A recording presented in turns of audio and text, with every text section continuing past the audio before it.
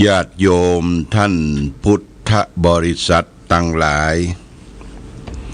วันนี้รายการธรรมประทีปส่องต่างก็ได้มาพบปะกับพ่อแม่พี่น้องศรัทธาสาธุชนญาติโยมแห่งครั้งหนึ่งวันนี้เป็นวันเสาร์ที่18เดือนตุลาคมพุทธศักราช2568 October 2025 ตรงกับเดือน11ไต่เดือนเกี่ยงเหนือแรม11ค่ำปีมะเสงงูเล็กวันนี้เป็นวันเสาร์เป็นวันหยุดการหยุดงานและที่สำนักปฏิบัติธรรมประจำวันเสาร์ของวัดพระพุทธบาทอุดมก็มีการปฏิบัติธรรมนะวันนี้ญาติโยมเชิญชวนญาติโยมไปร่วมกันไหว้พระสวดมนต์เจริญสมาธิภาวนาณที่วัดพระพุทธบาทอุดมสำนักปฏิบัติธรรมประจำวันเสาร์ตั้งแต่9 โมงไปถึง11 โมงเก่งนะญาติโยมเชิญชวนนะไปว่างก็มากันและก็วันนี้เช่นเดียวกันก็จะมีการทำบุญตานเข้าสลักกพัดณที่วัดเสาหินตำบลเวียงเขต1นี่หลวงพ่อก็จะได้ไปที่วัดเสาหินก่อนนั้นก็จะต้องไปรับทายทานในงานศพของเฮียกวงที่วัดปัณรามต้นดุลก่อนแล้วก็ลวดไปวัดเสาหินอันนี้ก็แจ้งญาติโยมท่านสาธุชนทั้งหลายรับทราบ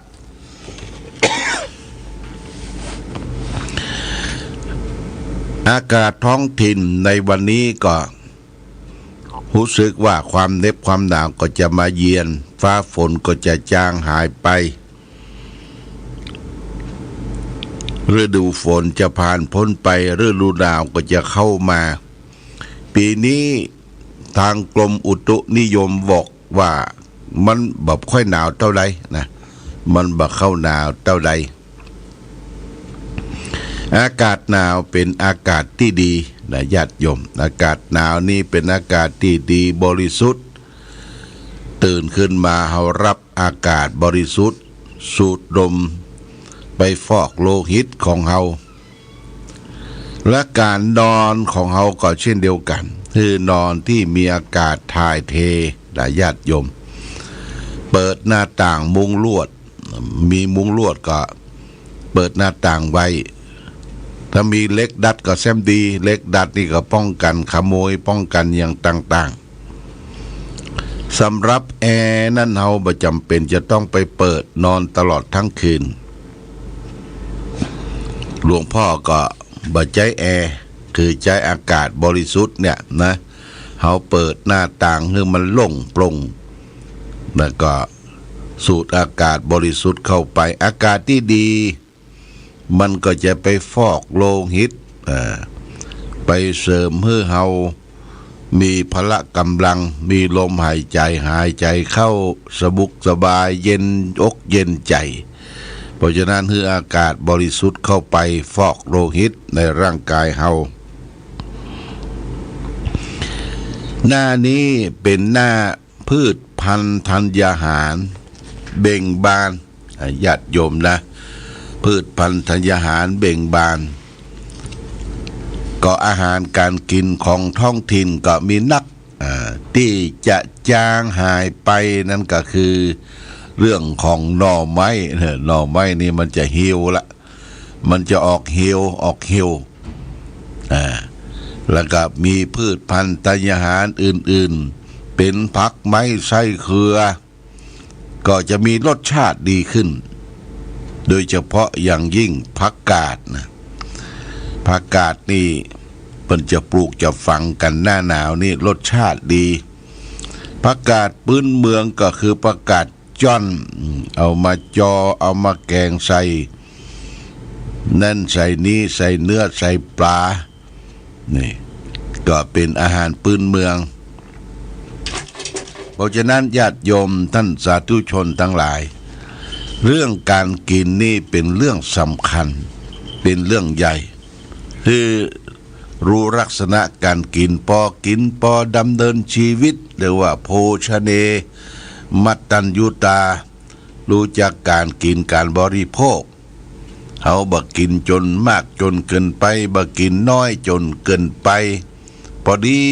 ดีนะญาติโยมเขาต้องชั่งน้ำหนักของตนเองถ้าน้ำหนักมันขึ้นเขาก็ลดลงมาพ่องเพราะฉะนั้นโรคภัยไข้เจ็บนานาต่างๆมันมากับอาหารการกินเรื่องน้ำเรื่องอะไรอย่างต้องรักษาสุขภาพร่างกายของตนเองได้แห่งประการเรื่องก็คือรักษาอารมณ์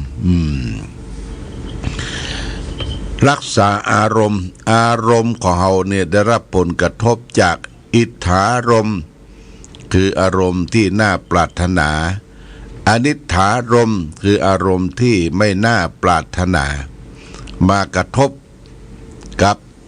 ส่วนใจของเรานี่เปิดประตูรับอารมณ์ที่บ่น่าปรารถนาเข้ามาเขาก็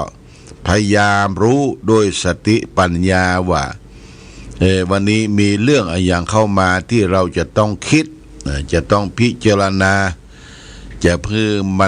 ไปให้มันนักอกนักใจอารมณ์ขุ่นมัวอารมณ์เศร้าอารมณ์โศกบางทีเขาเกิดวิตกกังวลเรื่องราวต่างๆมันอยู่ไกล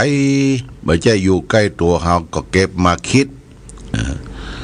เรื่องการรบราฆ่าฟันเรื่องนั้นเรื่องนี้เอาเสพข่าวดูข่าวก็เก็บมาคิดทำให้อารมณ์เขาขุ่นข้องหมองมัวและอารมณ์ที่น่าชอบเรียกว่าอิทธารมณ์คืออารมณ์ที่น่าปรารถนาชอบก็เป็นกิเลสบ่ชอบก็เป็นกิเลสเพราะฉะนั้นจะต้องสัมผัสรับอารมณ์ส่วนกลางเนี่ยนะคือบดีใจจนเกินไปบ่ร้อนใจจนเกินไปทำใจให้เป็นกลางเมื่อรับอารมณ์นี่คือการฝึกตนฝึกตัวฝึกให้รับสัมผัสกับอารมณ์ต่างๆเขาก็จะประพฤติปฏิบัติได้ทุกเมื่อเชื่อยามนี่ฝากไว้แก่ญาติโยมท่านสาธุชนทั้งหลายอารมณ์หรือสิ่งที่มากระทบนี่ก็คือการได้รับมากระทบทางจิตใจโดยตรงวันนี้จะเอาเรื่องจิตตธรรมกถาจิตตธรรมกถาว่าด้วยการฝึกฝนจิตของตนเองแล้วก็จิตตรักขกถาว่าด้วยการรักษาจิตทั้งสองอย่างนำมาเป็นฝากคือข้อคิดสะกิดเตือนใจแก่ญาติโยมภาษิตบทที่ที่พระพุทธเจ้าตรัสว่าทุนนิตะจัสสะอหุโนตัตถะธามนิปาติโนจิตตัสสะธรรมโถสาธุจิตตังทันตังสุขาวหังการฝึกจิตที่คมได้ยากรวดเร็วมักแสไปหาอารมณ์น่าใคร่เสมอเป็นความดีเพราะว่าจิตที่ฝึกแล้วเนี่ยนำสุขมาให้นี่เป็นข้อที่และต่อไปจุดทัสสหังจุดทะเทสสังสุนิปูนังอัฏฐธามนิปาตินังจิตตัง กันหตะเมธาวีจิตตังคุตตังสุภาวหัง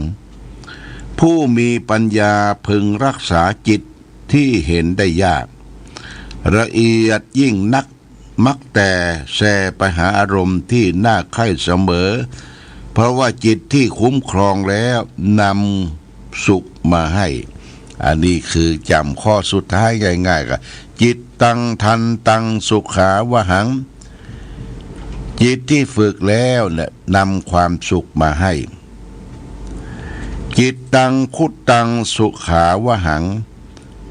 เพราะว่าจิตที่คุ้มครองแล้วก็นำสุขมาให้อย่างนี้เป็นต้นเพราะฉะนั้นการฝึกจิตของเฮาเนี่ยมันเป็นสิ่งสำคัญที่สุดนะเฮาฝึกอย่างได้ทุกสิ่งทุกอย่างถ้าฝึกกายฝึกวาจาอันนี้ก็พอทำเนาพอที่จะทำได้แต่ฝึกแต่นะคือจะต้องฝึกจิตนะมีคำสโลแกนของนักพัฒนาแผ่นดินธรรมแผ่นดินทองกล่าวไว้ว่าจะปลูกพืชให้เตรียมดินจะทำกินให้เตรียมอาหารจะพัฒนาการให้เตรียมคนจะพัฒนาคนให้พัฒนาที่จิตใจถ้าเราจะไปพัฒนาผู้ใดต้องพัฒนาตัวเราก่อนเป็นประการสำคัญการพัฒนานั่นคือทำสิ่งที่มีอยู่ในตัวเฮาเนี่ยดีขึ้นเจริญขึ้นญาติโยมตัวเฮานี่ซึ่งประกอบด้วยรูปกับนามรูปก็คือธาตุสี่ธาตุดินธาตุน้ำธาตุไฟธาตุลมอยู่ในตัวเฮานามก็คือใจอันประกอบไปด้วยเวทนาสัญญาสังขารและวิญญาณการพัฒนาดูจิตดูรูปดูนามนั้นเป็นหน้าที่ของเราเป็นหน้าที่ของเราที่จะได้ฝึกฝนยกตัวอย่างง่ายๆญาติโยมเราไปวัด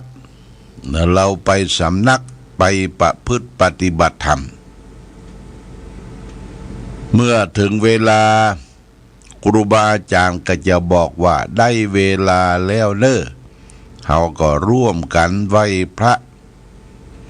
สมาทานศีลแล้วก็ฝึกกายก่อนฝึกกายเนี่ยคือฝึกเดินจงกรมเดินจงกรมซ้ายย่างหนอขวาย่างหนอซ้ายย่างหนอขวาย่างหนอยกหนอเหยียบหนอยกหนอย่างหนอเหยียบหนอเนี่ยญาติโยมนะเป็นจะได้ต้องฝึกเดินจงกรมคือฝึกดึงสติเข้ามาสู่ในตนตัวเฮาบ่ให้จิตใจมันร่องรอยไปในที่อื่นเฮาจะยับจิตของเฮาเนี่ยคือมาสู่ตนสู่ตัวนะทีนี้การฝึกเป็นจะต้องไปมาฝึกเดินจงกรมก่อนทั้งที่เฮาเดินกันเนี่ยเดินทุกครั้งทุกคราที่ผ่านมาเป็นการเดินที่บ่มีสติเดินสัมปึกสัมปักเดี๋ยวก็ไปโจนนั่นโจนนี่บ่ได้กำหนดพิจารณาทีนี้เขามากำหนดพิจารณาเนี่ยอันใดซ้ายอันใดขวาอันใดย่างอันใดลงอันใดเหยียบเขาพิจารณาให้จิตมันละเอียดขึ้นเมื่อจิตละเอียดขึ้นเขาก็มากำหนดกายรู้ว่ากายเนี่ยประกอบด้วยธาตุสี่ดินน้ำลมไฟและก็มากำหนดรู้จิตที่เป็นเวทนาสัญญาสังขารวิญญาณเมื่อจิตสงบแล้วก็รู้สึกว่าเวทนาเกิดขึ้นเวทนาคือความพอใจบ่พอใจความรู้สึกนึกคิดต่างๆเรียกว่าเวทนาญาติโยมมีกันทุกคนนะเวทนาเนี่ย เมื่อมันนั่งเจริญสมาธิภาวนาเวทนาก็จะเกิดเวทนาเกิดเช่นความเจ็บความปวดความรู้สึกอย่างนาต่างๆจิตไปรับรู้จิตไปรับรู้เช่นว่าปวดหลังปวดเอวปวดหัวปวดตรงไหนเอาจิตใดกำหนดปวดเนาะปวดเนาะปวดเนาะรับรู้เบิ่งมันเป็นโมหะถ้ามันเกิดนะเฮานั่งภาวนาเนี่ยบ่รับรู้ปล่อยมันไปตามอันนี้เรียกว่าเป็นโมหะเขาครอบงำสัญญาเขาก็เมื่อมีจิตสงบสัญญาคือความจำได้หมายรู้นะสัญญานี่คือความจำนะความจำอย่างเช่นว่าเขาไปสัญญากับไผผู้ใดอาจจะสัญญาด้วยกำปากสัญญาด้วยอักษรเขียนไว้เป็นบันทึกเนี่ยคือความจำเวทนาสัญญาแล้วก็จิตต่อไปแหมคือสังขารในจิตมันปรุงแต่งอยู่ตลอดเวลาและญาติโยมจิตเฮานี่มันปรุงแต่งอยู่ตลอดเวลาเดี๋ยวปรุงแต่งดีเดี๋ยวปรุงแต่งได้เดี๋ยวชอบเดี๋ยวบ่ชอบนี่มันปรุงแต่งอยู่ตลอดเวลาเวทนาสัญญาสังขารวิญญาณสุดท้ายวิญญาณเนี่ยจิตเฮามีความรู้แจ้งเห็นจริงมีวิญญาณความรู้แจ้งเห็นจริงวิญญาณกับเปรียบเทียบง่ายๆยกตัวอย่างเช่นว่าเฮามีสีดำเอาสีดำมาป้ายเนี่ยและวิญญาณเนี่ยรู้ว่าสีดำมันเป็นสีดำแล้วก็แยกออกไปว่าในสีดำนั้นมีสีอย่างพ่องสีอย่างพ่องที่มาผสมกันเป็นสีดำเนี่ยแยกออกไปเป็นละเอียดเนี่ยวิญญาณคือความรู้แจ้งเห็นจริงคนเฮาถึงแก่กรรมสิ้นกรรมลงไปวิญญาณก็ออกจากร่างวิญญาณก็ออกจากร่างรถกันเก่าบ่สามารถที่จะขับได้แล้วก็ไปขับรถกันใหม่วิญญาณออกจากร่างก็ต้นเตียวไปมาละเหเล่ร่อนไปไปสถิตอยู่ที่รถกันใหม่เพราะฉะนั้นการดับสังขารดับธาตุสี่ดับรูปเวทนาสัญญาสังขารวิญญาณขันธ์ห้าเนี่ยนะมันเป็นการดับของธรรมชาติดับของธรรมชาติเมื่อดับตามธรรมชาติบ่มีความรู้สึกอันอย่างที่จะติดข้องมองกับเป็นรูปเวทนาสัญญาสังขารเขาก็หมดละหมดทุกข์หมดโศกหมดโรคหมดภัยบ่ต้องกลับมาเกิดในโลกนี้แห่งต่อไป